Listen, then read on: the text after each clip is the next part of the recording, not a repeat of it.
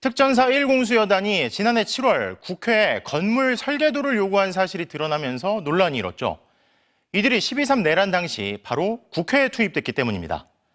그런데 7공수여단은 지난해 3월 말부터 5월까지 전북 지역 교도소와 방송사 등에게 내부 설계도를 요구한 사실이 뒤늦게 드러났습니다.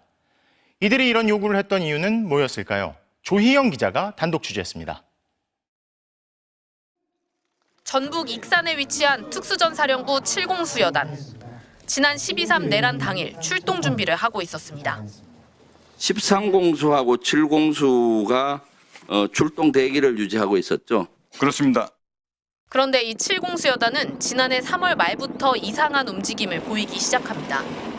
3월 말은 윤석열 대통령이 비상대권 말고는 방법이 없다며 내란 음모를 구체화하던 시기입니다. 3월 26일 7공수여단은 먼저 전주 한국은행을 방문했습니다.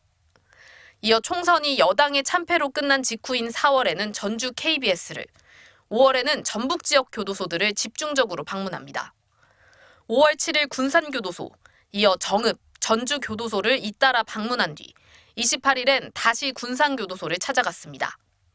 그리고는 내부 설계도와 내부 촬영 허가를 요구했습니다. 확인해보니 지난 10년 동안 7공수여단이 이런 곳들을 직접 찾아간 적은 없었습니다. 극히 이례적인 일입니다.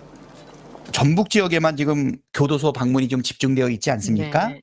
이 불법 계엄에 네. 저항하기 위한 시민들을 포고령 위반자라는 명목으로 구금하기 위해서 대규모 수용 시설을 점검한 것 아니냐. 특전사는 테러에 대비하기 위해 주요 시설에 대한 데이터베이스를 강화하라는 합참의 지시가 있었기 때문이라고 밝혔습니다. 이에 따라 댐이나 양수발전소, 변전소, 가스공사나 수자원 공사도 방문했다는 겁니다. 이에 대해 군 관계자는 합참은 보완하라는 지시를 내릴 때 구체적인 장소까지 지목하지는 않는다고 말했습니다. 앞서 국회에서 가까운 서울 강서구에 위치한 1공수여단이 지난해 7월 국회에 건물 설계도를 요구했던 사실도 드러났습니다.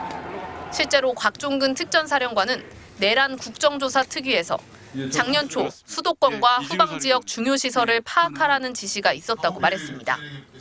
공수부대가 왜 이런 이상한 움직임을 보였는지 의혹은 수사를 통해 밝혀질 것으로 보입니다. 군은 총선 4달 전인 2023년 12월 3공수여단도 서울구치소를 방문한 적이 있다며 이를 계엄 준비와 연관짓는 것은 근거 없는 의혹이라고 말했습니다. MBC 뉴스 조희영입니다.